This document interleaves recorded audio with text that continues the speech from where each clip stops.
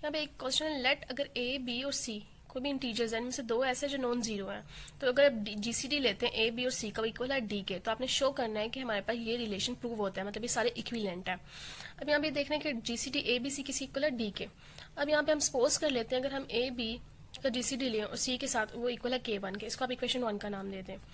अब ये क्वेश्चन में था कि जीसीडी ए बी सी किसके इक्वल है डी के, मतलब डी डिवाइड कर रहा है ए को, बी को और सी को भी।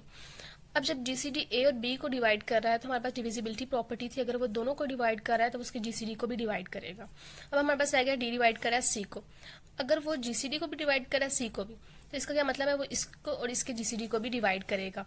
तो ये आपके पास जीसीडी ए बी सी और इसका जीसीडी था वो किसके इक्वल था, इक्वेशन वन में के वन के इक्वल था। तो ये आपके पास इक्वेशन ए हो गई।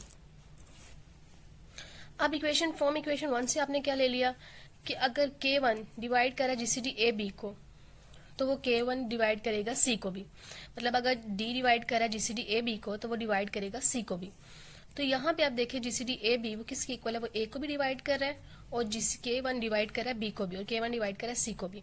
अगर वो के वन ए को, बी को, सी को डिवाइड करा है तो वो इनके जीसीडी को भी डिवाइड करेगा, और जीसीडी ए बी सी किसके इक्वल है, डी के। इसे इक्वेशन बी का नाम दे दिया। अब इक्वेशन ए और बी से, इक्वेशन ए आपके पास क्या थी, डी डिवाइड करा के वन को, और इक्वेशन बी क्या थी, के वन डिवाइड करा डी को। मतलब दोनों आपके पास क्या आ गया, इक्विवेलेंट आ गए, के वन इक्वल हो गया डी।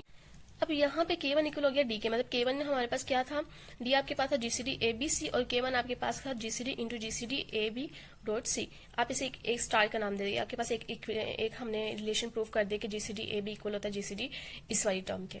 अब आपने दूसरी टर्म ले लेनी है कि जीसीडी ए जीसीडी बी सी इक्वल है के टू के, इसको इक्वेशन टू का नाम दे दे। ये हमने क्वेश्चन में था डी इक्वल होता है जीसीडी ए बी सी के, डी डिवाइड करा ए को, बी को और सी को भी। डिविजिबिलिटी प्रॉपर्टी क्या थी, सिमिलरली अगर डी बी को डिवाइड करे और डी सी को भी तो वो उनके जीसीडी को भी डिवाइड करेगा।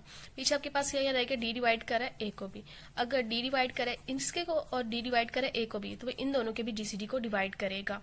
तो यहाँ से आपके पास एक आ गया कि डी डिवाइड कर रहा है के टू के, क्योंकि ये पूरी इक्वेशन हमने लेट की थी वो किसकी इक्वल है, के टू के, फ्रॉम इक्वेशन टू से। अब आपने इसको सी का नाम दे दिया। सी के नाम देने के बाद अब इक्वेशन टू में देखिए, इक्वेशन टू में के टू डिवाइड करा ए को और के टू डिवाइड करा जीसीडी और बीसी को भी, मतलब यहाँ पे डी डिवाइड करा ए को भी और डी डिवाइड करा जीसीडी बीसी को भी। तो यहाँ पे आप अगर देखें, अगर वो इन दोनों को डिवाइड कर रहा है तो यहाँ पे के टू डिवाइड करा बी को भी और के टू डिवाइड करा सी को भी। तो यहाँ पे आपके पास अगर वो के टू ए बी और सी को डिवाइड करा, वो इनके जीसीडी को भी डिवाइड करेगा, और इनका जीसीडी किसके इक्वल है, डी के। अब इक्वेशन सी और डी, आपके पास जो सी थी और जो डी थी वो आपके पास क्या है, अगर डी के टू को डिवाइड कर रहा है और यहाँ पे के टू डी को, तो यहाँ पे देखिए डी डिवाइड कर रहा है ए को, बी को भी और सी को भी। डिविजिबिलिटी प्रॉपर्टी देख ली कि जीसीडी डिवाइड कर रहा है अगर ए और सी को भी तो इनके जीसीडी को भी डिवाइड करेगा। यहाँ पे हमारे पास क्या है, डी डिवाइड कर रहा है बी को, अगर वो डी इसको जीसीडी को भी डिवाइड कर रहा है और बी को भी, वो तो इन दोनों के भी जीसीडी को डिवाइड करेगा। तो यहाँ पे ये पूरी टर्म किसकी इक्वल थी, इक्वेशन थ्री के मुताबिक के थ्री के। तो यहाँ पे डी किसको डिवाइड कर रहा है, के थ्री को। अब इक्वेशन थ्री में से आप देखें, के डिवाइड कर रहा है जीसीडी ए सी को भी और के थ्री डिवाइड कर रहा है बी को भी। तो यहाँ पे के थ्री डिवाइड करेगा ए को और के थ्री डिवाइड करेगा सी को भी। अब यहाँ पे के थ्री डिवाइड कर रहा है जीसीडी ए बी और सी को भी, मतलब अगर के थ्री ए बी और सी को सेपरेट डिवाइड कर रहा है तो उनके जीसीडी को भी डिवाइड करेगा। तो यहाँ पे जीसीडी किसके इक्वल था, डी के। आपने इसे इक्वेशन एफ का नाम दे दिया। अब ई और एफ में से देखेंगे, के थ्री डिवाइड कर रहा है डी को और डी डिवाइड कर रहा है के थ्री को और डी ग्रेटर है जीरो से, तो क्या होगा, मतलब पॉजिटिव वैल्यू आएगी, इसलिए के थ्री इक्वल हो गया डी के।